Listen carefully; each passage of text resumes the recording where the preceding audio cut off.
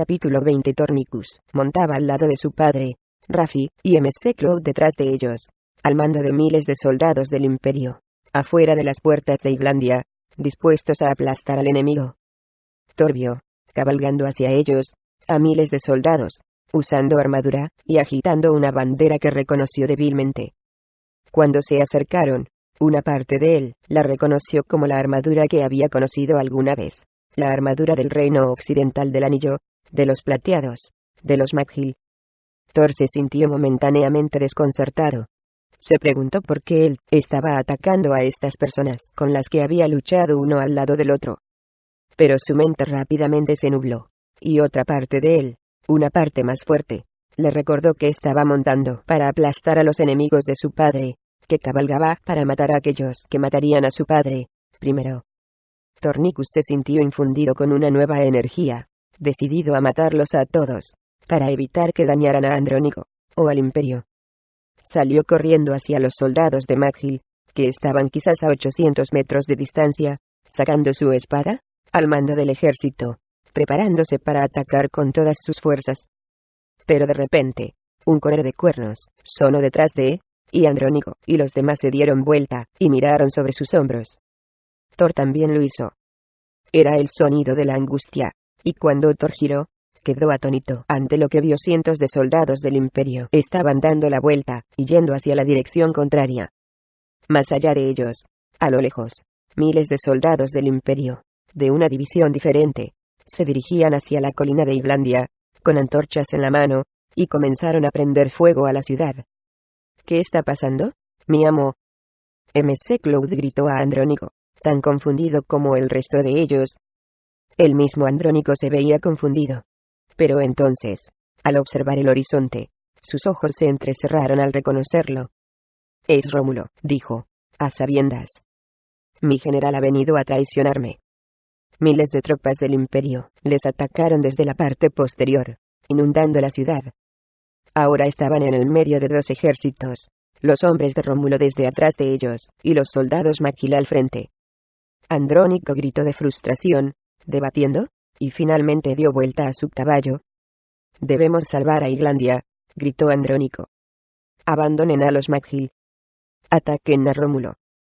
Andrónico pateó su caballo, dando la vuelta bruscamente, y Tornicus y los demás le siguieron, preparándose para entablar una guerra civil con los soldados del Imperio.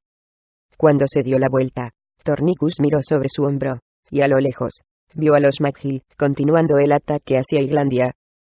Pero eso ya no era preocupación para Thor. Tenía que cumplir con la voluntad de su padre. Podrían pelear con los Maghill otro día. Thor cabalgó con su padre, y él levantó su espada por lo alto. Él y Andrónico cabalgaban uno al lado del otro, y se sentía bien ir con él. Iban al unísono, juntos en la batalla, preparados para enfrentar al mundo, como debían hacer padres e hijos. Los dos bajaron por la ladera, hacia los hombres de Rómulo, y todos ellos se reunieron a mitad del camino, en un gran choque de armas. Miles de guerreros corrieron precipitadamente unos a otros. Al mando del combate, el primero que iba a la batalla era Andrónico. Levantó su gran hacha de batalla, la hizo pivotar en el aire, y se enfrentó a Rómulo, cuando él se dirigió hacia su líder. Rómulo hizo pivotar su hacha también, y las dos luchaban encarnizadamente, como carneros, cada uno tan poderoso como el otro, cada uno queriendo matar al otro con todo su corazón. Thor se dirigió hacia el comandante de Rómulo, y el comandante levantó su escudo, pero no sirvió de mucho. El golpe de Thor era tan fuerte, que cortó el escudo a la mitad. El comandante levantó su espada para volver a acuchillar, pero Thor fue demasiado rápido. Siguió atacando y con otro golpe, acuchilló al hombre en el estómago, haciéndole desplomarse hacia adelante, de bruces, en el suelo. El sonido del choque metálico llenaba los oídos de Thor al igual que a todos a su alrededor. Miles de soldados luchaban mano a mano. Ninguno luchaba tan hábilmente como Thor. Acuchillaba y esquivaba, y se agachaba, y se movía de un lado a otro en todas las direcciones, derribando a docenas de hombres antes de que pudieran moverse lo suficientemente rápido para reaccionar ante él. Se abría camino entre los hombres, como si fuera un ejército, haciendo caer a los soldados a diestra y siniestra, y logrando un estancamiento a favor de Andrónico. Debido a los esfuerzos de Thor, la marea empezó a cambiar entre las dos divisiones igualmente parejas. Rómulo inicialmente tenía la ventaja de la sorpresa y el ímpetu, ya que ningún hombre del Imperio había esperado estar peleando unos con otros en este día. Pero Thor inclinó las probabilidades, con una sola mano, haciendo retroceder a más y más de los hombres de Rómulo, mientras trataban de tomar Islandia. Rómulo y Andrónico daban golpe tras golpe, rompiendo sus grandes hachas de batalla, uno al otro, con un estridente sonido de metal, como dos carneros viejos, luchando por el poder. Andrónico era mucho más alto que Rómulo, pero Rómulo era más ancho, y tenía una fuerza que Thor nunca había visto en su vida. Era un espectáculo observarlos, como dos montañas. Ninguno parecía ser capaz de rendirse ante el otro. Un soldado herido cayó sobre la parte de atrás del caballo de Andrónico, y el caballo de Andrónico hizo cabriolas, dejándolo fuera de balance. La pérdida del equilibrio fue suficiente para dar una ligera ventaja a Rómulo. El hacha de Andrónico bajó momentáneamente, lo suficiente para que Rómulo le asestara un golpe, cortándolo con fuerza en el hombro, y derribando a Andrónico de su caballo. Rómulo no perdió el tiempo, desmontó, levantó su hacha con ambas manos, y se preparó para bajarla en la cabeza expuesta de Andrónico. Thor se sintió descorazonado. Bajó de su caballo, de frente, y derribó a Rómulo al suelo, antes de que éste pudiera dar el golpe mortal. Tambalearon por varios centímetros, y los dos cayeron, y lucharon en el fango, rodando una y otra vez, y los soldados morían alrededor de ellos. Finalmente, Rómulo llevaba la ventaja, rodando y quitándose a Thor de encima. Sacó un puñal de su cintura, y lo dirigió hacia la garganta de Thor.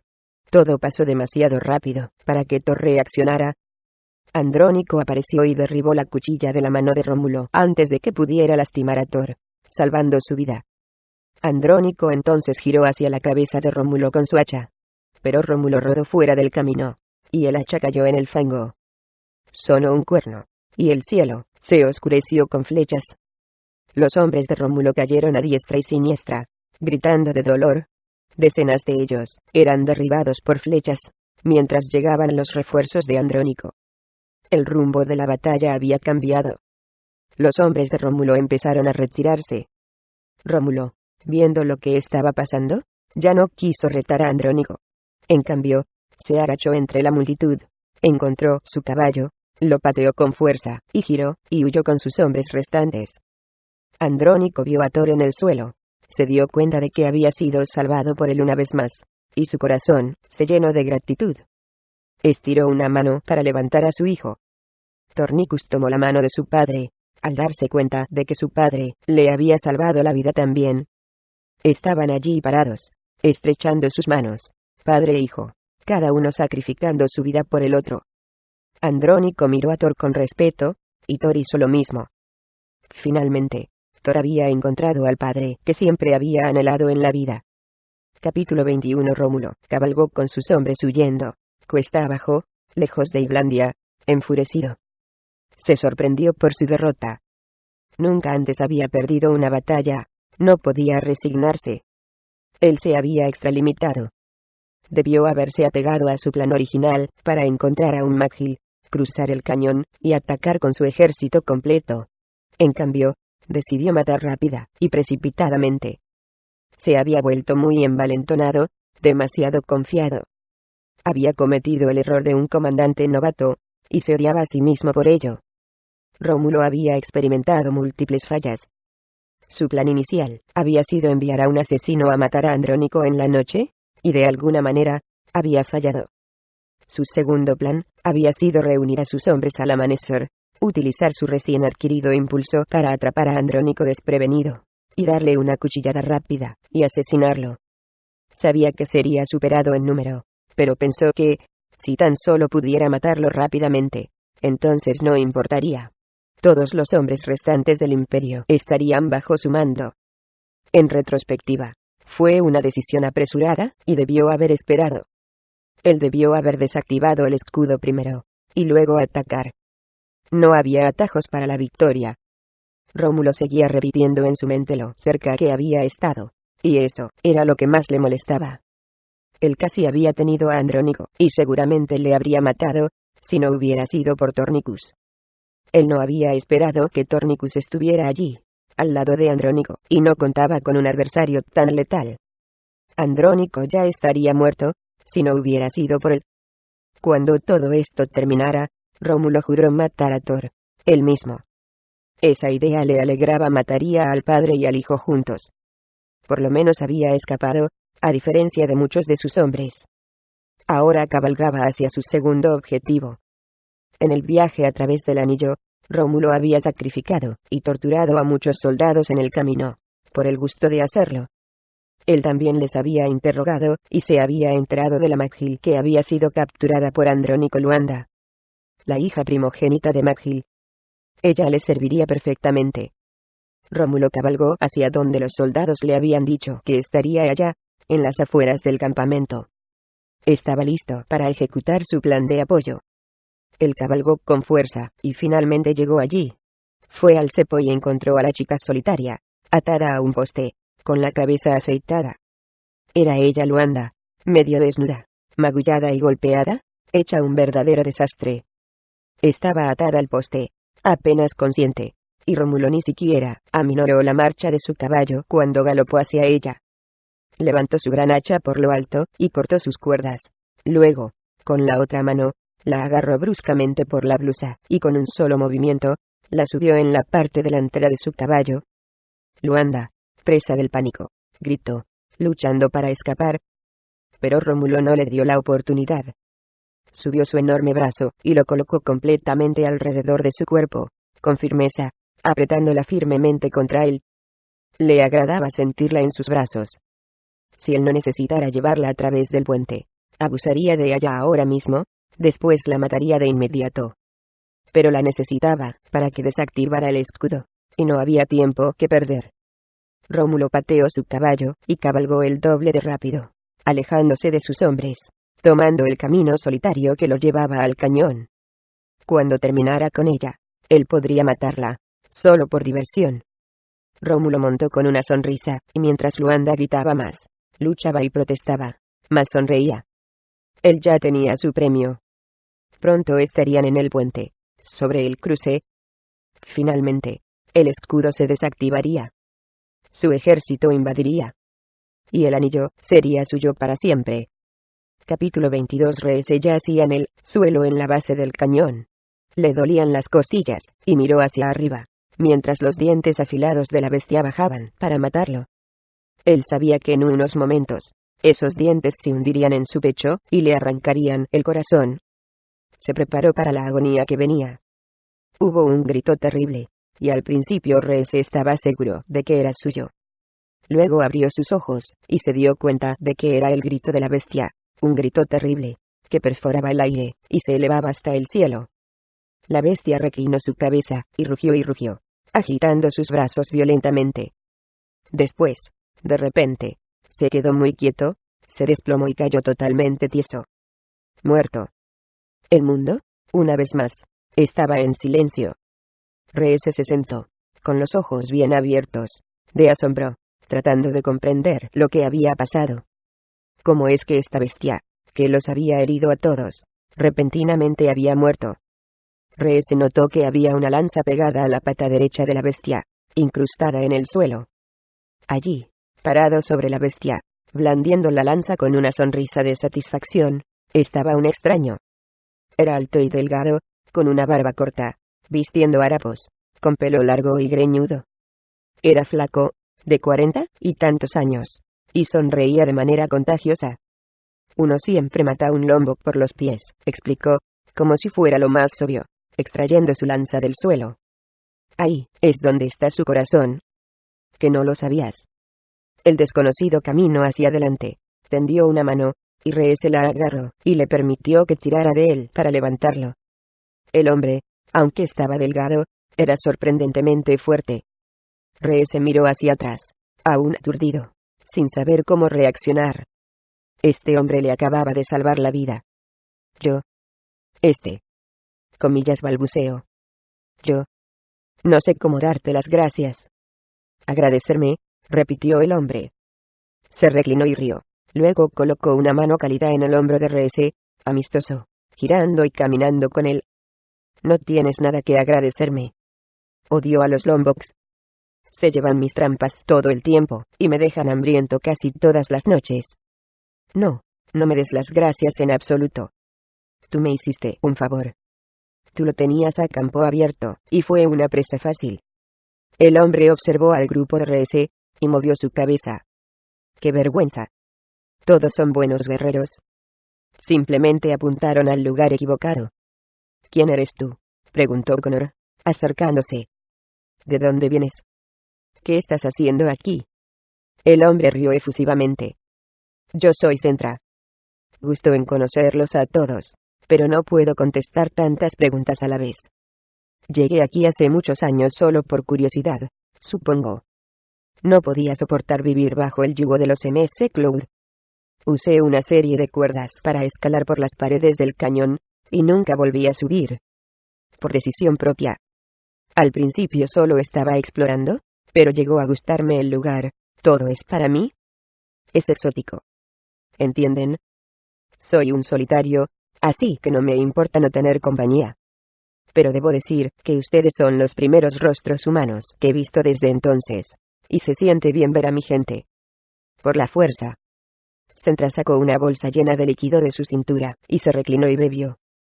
Luego lo levantó, y lo dirigió hacia la boca de RS. RS no sabía qué decir, y no quería ofenderlo, así que abrió su boca, y dejó que Centra rociara el líquido. Cayó en la parte posterior de la garganta de RS, y le ardió y tosió. Centra rió con ganas. ¿Qué pasa?, preguntó RS, jadeando, mientras Centra daba la vuelta, y lo rociaba en la boca de cada persona. Atibar, respondió. Fluye en una corriente no lejos de aquí. Arde, ¿verdad? Pero, ¿cómo te hace sentir? RS sentía un hormigueo, corriendo arriba y abajo de su cuerpo, y pronto se sintió mareado, relajado. Definitivamente se sentía menos nervioso. No sentía los dolores y golpes y magulladuras por todo el cuerpo, tan agudos como antes. Cuando los demás terminaron su ronda, Centra extendió la mano, y le ofreció más a RS, pero esta vez RS levantó una mano, y lo detuvo. Toma un poco más, amigo mío, dijo Centra. Se desvanece rápidamente. RS movió la cabeza. Gracias, pero necesito mantener mi mente clara. Nos salvaste la vida, dijo Elden, avanzando, muy serio. Y eso es algo que tomamos muy en serio. Tenemos una gran deuda contigo. Pon tu precio. Los hombres de la Legión siempre cumplen con sus deudas. Centra meneó la cabeza. No me deben nada. Pero si les da gusto, les diré una cosa: ayúdenme a encontrar una buena comida para la noche. Ese maldito Lombok me la robó. Quiero conseguir algo antes de que anochezca. Nosotros te ayudaremos en cualquier forma que podamos, dijo RS. Centra observó al grupo. ¿Y por qué están aquí?, puedo preguntar. Hemos venido por un asunto urgente, respondió RS. ¿Has visto la espada? ¿La espada?, preguntó Centra, levantando las cejas. ¿Qué espada? Me parece que ya llevan cargando sus espadas. RS movió la cabeza. No, la espada. La espada del destino. Estaba incrustada en una roca. Cayó al precipicio. Los ojos de Centra se abrieron de par en par. La verdadera espada del destino, dijo él, con asombro en su voz. No está aquí abajo, ¿verdad? RS asintió con la cabeza. Pero ¿cómo puede ser? Es la espada de la leyenda. ¿Qué diantres haría aquí? De todos modos, no he visto ninguna roca ni ninguna espada. ¿Están seguros? Un momento, dijo él, deteniéndose a sí mismo. Esperen, dijo él, frotándose la barbilla, no se refieren a la explosión, ¿verdad? RS y los demás se miraron unos a otros, perplejos. ¿Explosión?, preguntó Connor. Un poco antes, algo cayó desde lo alto, dijo Centra. Fue tan fuerte que sacudió todo el lugar. No lo vi, pero lo sentí. ¿Quién no? Dejó un cráter enorme. El corazón de RS se aceleró. ¿Un cráter?, preguntó RS. Eso tendría sentido. La roca haría un cráter, desde lo alto. Se acercó más a Centra, y le preguntó con toda seriedad, ¿puedes llevarnos allí? Centra se encogió de hombros. No veo por qué no. Las mejores presas están en esa dirección. De todos modos. Síganme. Pero dense prisa, no queremos caminar al caer la noche. No, cuando la niebla de la noche arremolina. Sentra se dio vuelta, y se alejó rápidamente, y Reese, y los demás le siguieron. O'Connor y Elden ayudaban a llevar a Crow, ya que cojeaba mucho. Todos ellos tardaron en reorganizarse de su batalla, frotando sus heridas, reuniendo sus armas, caminando rígidos. Ninguno de ellos era tan rápido ni tan ágil como antes. Esa batalla con el Lombok había pasado factura. Reese se dio cuenta otra vez de cuánta suerte habían tenido al salir con vida. Caminaban en el lodo, entrando y saliendo de los bosques de colores brillantes, y siguieron a Sentra mientras él se movía de un lado a otro por un camino vertiginoso, por un sendero invisible que solo él debió haber conocido. Reese no podía ver ninguna señal discernible de un camino, pero Sentra evidentemente sabía a dónde se dirigía.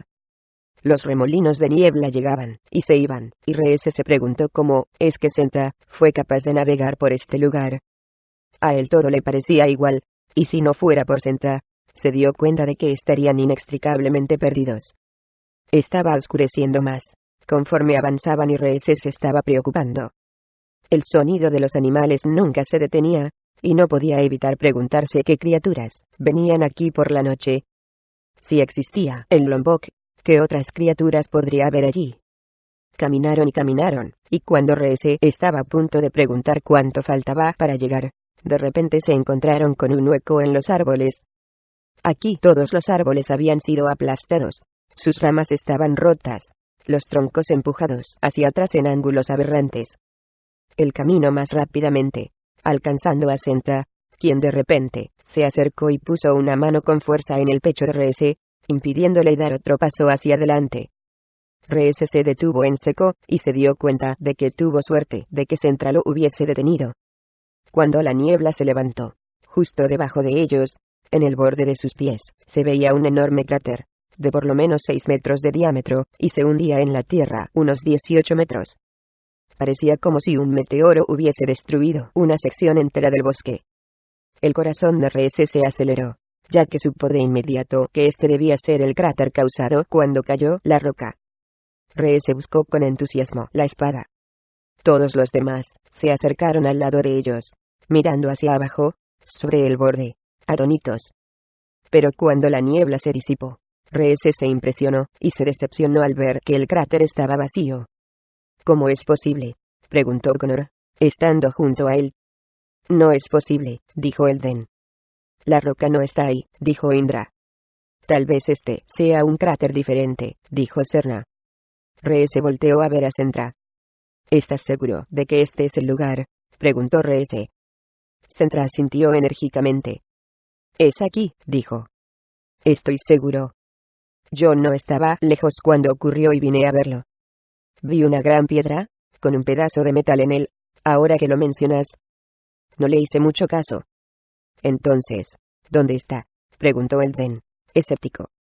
No estoy mintiendo, dijo Sentra, indignado. Reese examinó el suelo del cráter cuidadosamente, y cuando la niebla se disipó, notó huellas que conducían a un costado. Parecía como si la roca hubiese sido arrastrada a un lado del cráter. Reese se acercó rápidamente, igual que los demás, y al estar más cerca, se dio cuenta de que definitivamente era el rastro de la roca, amplia y profunda, hecha cuando fue arrastrada. Alrededor había docenas de huellas. Eran huellas extrañas, demasiado pequeñas para ser de humanos. Sentra se quedó parado sobre ellos, se arrodilló en el barro, y se agachó, y tocó las huellas, deliberadamente. Faust, dijo. ¿Qué es eso?, preguntó Reese. Estas son sus huellas. Son una tribu hostil. Carroñeros. Tiene sentido. Viven al otro lado del cañón. Ellos vendrían y salvarían algo como esto. Rescatan cualquier cosa que encuentran. ¿Qué quieres decir?, dijo Indra presionando. Se llevaron la roca. ¿Cómo pudieron tener la fuerza? Sentra suspiró. Se mueven al unísono. Hay miles de ellos. Juntos, pueden hacer cualquier cosa, como las hormigas obreras. Ellos viven de esa manera, dijo él, señalando. Bueno, eso es así. lamentó lo de su espada. Pero si los Faust la tienen, no podrán recuperarla. ¿Por qué dices eso?, preguntó Reese. Son una tribu violenta y hostil, dijo Sentra. Guerreros salvajes. Parte humanos, parte algo más. Todo el mundo aquí sabe mantenerse alejados de ellos. Son como un molino de hormigas. Si se acercan a ellos, tienen un sistema de alertarse unos a otros. Los matarían antes de que se acercaran. Nadie sobreviviría. Reese sujetó la empuñadura de su espada y dio un paso adelante. Es el tipo de retos que me gustan, dijo. Capítulo 23. Gwendolyn estaba parada frente al monstruo de hierro, paralizada de terror. Junto a ella, los otros estaban parados congelados, también, mirando atónitos a la bestia.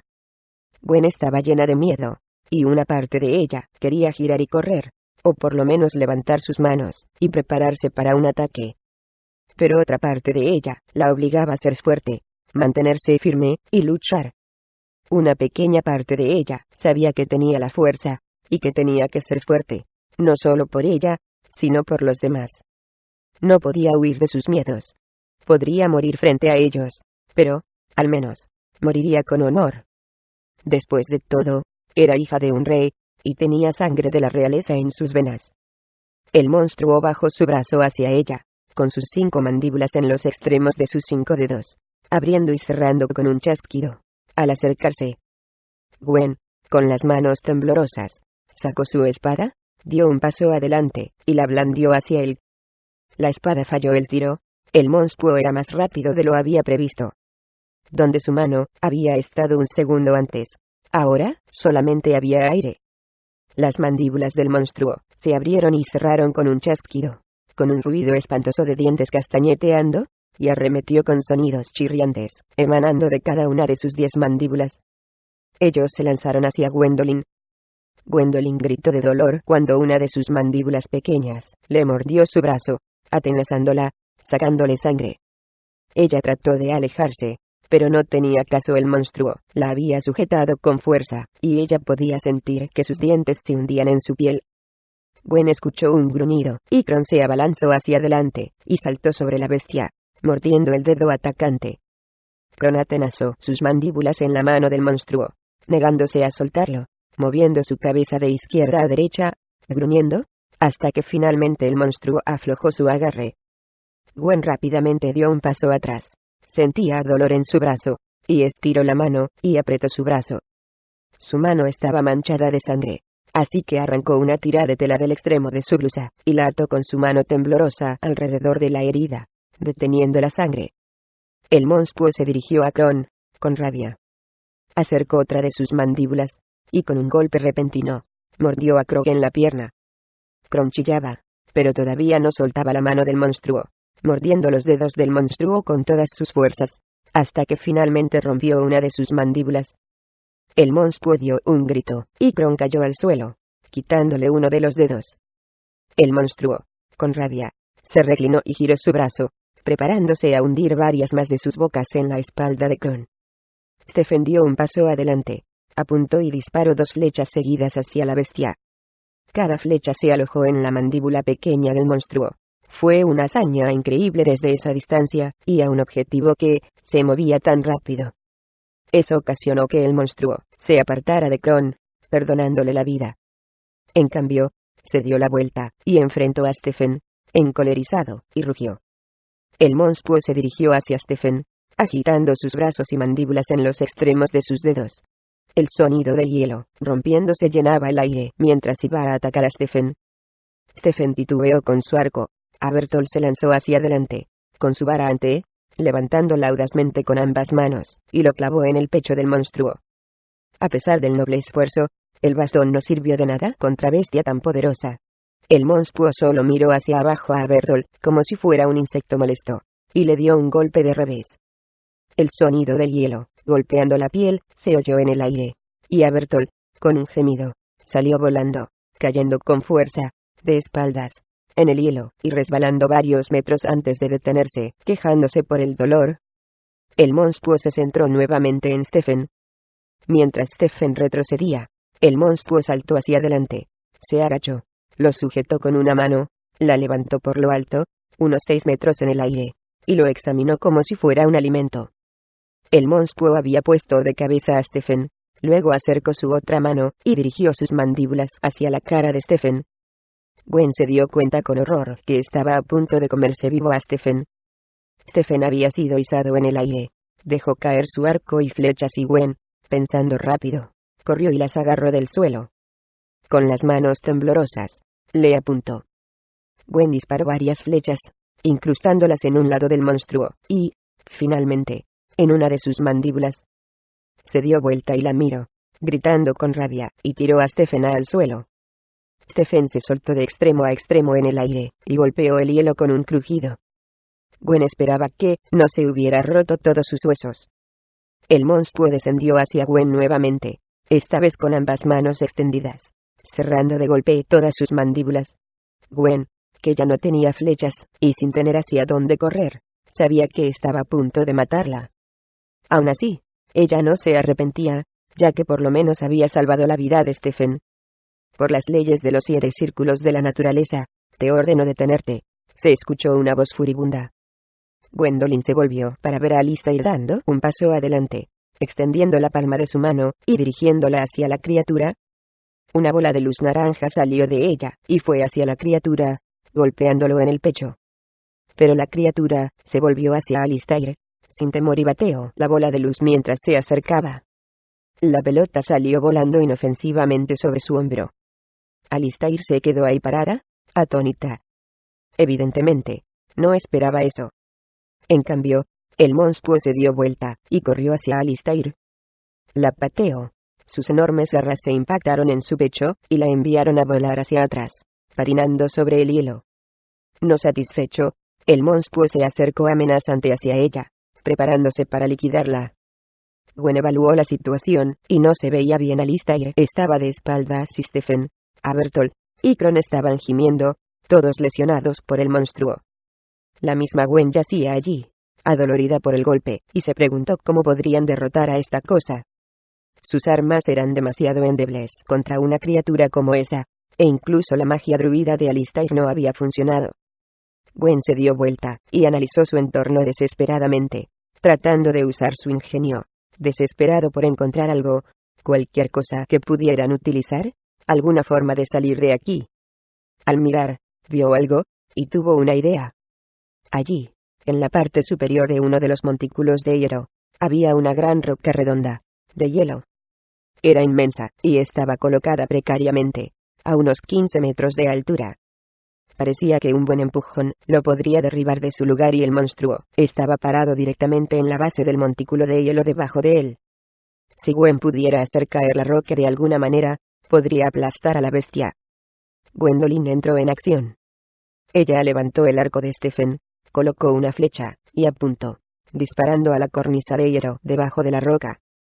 Su tino fue perfecto, se las arregló para alojar la flecha precisamente debajo de la piedra, rompiendo el hielo y la roca se movió un poquito. Pero no funcionó. Quedaban 4 flechas, y con el monstruo yendo hacia Alistair, no había tiempo que perder. Gwen disparó una y otra vez, y con su puntería increíble, los 4 tiros cayeron en el blanco, como ella esperaba, en el lugar exacto. La roca se movía un poco más cada vez. Todavía estaba en el precipicio, tentadoramente cerca de caer sobre el borde. Pero luego se detuvo. No funcionó. Gwendolyn se había quedado sin flechas. Ella había fallado. Alistair se puso de pie, y miró alrededor, y vio lo que Gwen intentaba hacer. Mientras el monstruo se apresuraba a ir hacia ella, a unos metros, Alistair se dio vuelta, levantó ambas manos, arriba de su cabeza y esta vez, apuntó hacia la roca de hielo. Una luz amarilla brotó de sus manos, las dirigió hacia el montículo de hielo, y la luz voló sobre el campo de batalla. Al sostener la luz amarilla en el hielo, debajo de la roca, comenzó a derretirse. A continuación, se estrelló. Pronto, la roca comenzó a moverse. El monstruo estaba a solo unos metros de distancia, y Gwen temía que, si la roca no se movía con la suficiente rapidez, Alistair sería asesinada ante sus ojos. Pero Alistair, sin miedo, no se movió y no retrocedió ante el ataque del monstruo. Simplemente continuó concentrándose, enviándolo sobre el hielo. Alistair. Gwen gritó, corriendo hacia ella. El monstruo alcanzó a Alistair, la agarró e hizo sobre su cabeza con un grito terrible. Gwen se dio cuenta de que estaba a punto de matarla. Hubo un gran ruido silbante, luego el sonido de hielo partiéndose, y Gwen vio la roca, soltándose de su lugar, y rodando por el montículo de hielo, con furia. Cuando el monstruo acercó a Alistair a sus mandíbulas abiertas para comérsela, la roca chocó de repente en la espalda del monstruo. El monstruo fue totalmente aplastado. Soltó un horrible grito de muerte, ya que fue totalmente aplastado debajo de la roca. Alistair salió volando por el aire mientras el monstruo la soltaba, y cayó lejos, afortunadamente para ella, en un banco de nieve. Todo estaba en calma. Había un pesado silencio en el aire. Gwendolyn, en estado de shock, se apresuró hacia Alistair, revisándola para ver si estaba bien. Alistair estaba ahí tumbada, aturdida, pero abrió los ojos, tomó la mano de Gwendolyn y le permitió que tirara de ella de los pies. ¿Estás bien?, preguntó Gwen. Sentía como si su hermana hubiese sido lastimada, y se dio cuenta de lo mucho que se preocupaba por Alistair. Alistair asintió con la cabeza, pareciendo perturbada, pero ilesa. Gwen sonrió, aliviada. Se dieron vuelta y corrieron hacia Stephanie Bertolt, ayudándolos a levantarse. Estaban magullados y golpeados, pero pronto se recuperarían. Entonces Gwen corrió hacia Cron, quien gimoteaba a su lado. Ella lo ayudó a levantarse, y él le lamió la cara. Estaba un poco tambaleante, pero bien. Los 5 se quedaron allí parados, aturdidos y confundidos, mirando a su entorno, a esos montículos de hielo, con un nuevo respeto y atónitos. Mientras Gwendolyn observaba el horizonte, empezó a darse cuenta del verdadero peligro de este lugar. Por primera vez, se preguntó si encontrarían a Argon. Había sido una locura venir aquí, después de todo. Gwen caminó y caminó, con sus rodillas débiles, su cuerpo cansado, con dolores irradiando en su estómago. Caminaron hacia la bola grande, escarlata, de la puesta del segundo sol, y habían estado andando todo el día. Parecían meses. No había ningún final a la vista, solo la interminable monotonía de este paisaje. Ella se preguntó cuánto tiempo podría seguir con esto, antes de que todos se desplomaran sobre el hielo. Caminaron y caminaron por el valle fantástico de los montículos, todos ellos congelados hasta el hueso. Afortunadamente, desde su último encuentro, no habían hallado a ningún otro monstruo. Habían pasado varios pequeños animales, criaturas que Gwen nunca había visto. La mayoría era una sombra blanca, con ojos azules, pequeños y brillantes, pero todos se apartaban de su camino conforme avanzaban. ¿Por dónde iban? Gwendolyn buscaba cualquier posible señal de Argon, pero no lo veían por ningún lado. Cuando el último rayo de sol comenzó a desaparecer, Gwendolyn empezó a notar un ligero cambio en la apariencia del paisaje. Este valle de montículos de hielo culminaba en uno enorme, que llegaba hasta donde alcanzaba la vista, bloqueando su camino. No había manera de seguir adelante sin subirlo. Todos se detuvieron, con las manos en sus caderas, jadeando, y miraron al montículo, que tenía como 15 metros de altura. Estaban agotados. Todos estaban desesperanzados, como si ya no creyeran que encontrarían a Argon, mucho menos que sobrevivirían. ¿Qué opinan?, preguntó Gwen, mirando a los demás. No tenemos elección, dijo Alistair. O escalamos, o nos regresamos. Gwen sabía que ella tenía razón. Pero sus piernas, temblando, estaban exhaustas. Todos se detuvieron allí, y miraron el montículo. Finalmente, Alistair dio el primer paso, y Gwen, y los demás, más que agotados, le siguieron. Gwen, jadeando, dio un paso tras otro. Era un camino escarpado, y todos resbalaron al andar. Gwendolyn se inclinó hacia adelante con sus palmas en el hielo, resbalando, tratando de mantener el equilibrio.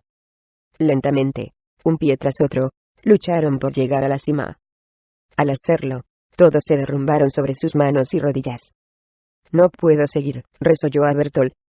Mientras Gwen estaba ahí tumbada, jadeando, reunió la suficiente energía para levantar su cabeza, para mirar hacia el otro lado del montículo. Sus ojos se abrieron de par en par, sorprendida. Gwen se acercó y pinchó a los demás, obligándolos a mirar también. Miren, insistió, Los otros lentamente levantaron sus cabezas, y vieron lo que ella hizo. El panorama la dejó sin aliento. Allí, delante de ellos, había otro valle extenso. Pero este era diferente a los demás. Este estaba lleno de lo que parecían ser cápsulas de hielo. Hasta donde alcanzaba la vista, había miles y miles de ellas, cada una como de 2,5 metros de alto, unos cuantos metros de ancho, y cada uno contenía algo. Mientras Gwen entrecerraba sus ojos, se dio cuenta de que cada una contenía un cuerpo. Dentro de cada una había una persona, congelada. Miles de personas, separadas cada 3 metros o algo así, como si fuera un enorme cementerio, que sobresalía verticalmente del hielo. «Es el Valle de las Almas Atrapadas», dijo a Bertolt, impresionado. Todos los demás miraron, y nadie necesitó pronunciar una palabra para saber lo que estaba en la mente de cada uno. Ahí abajo, había gente atrapada. Gwen sabía que en algún lugar, por debajo, en medio de estas personas, estaba la persona a la que había venido a buscar. Respiró profundamente, y dijo lo que estaba en la mente de todos Argon.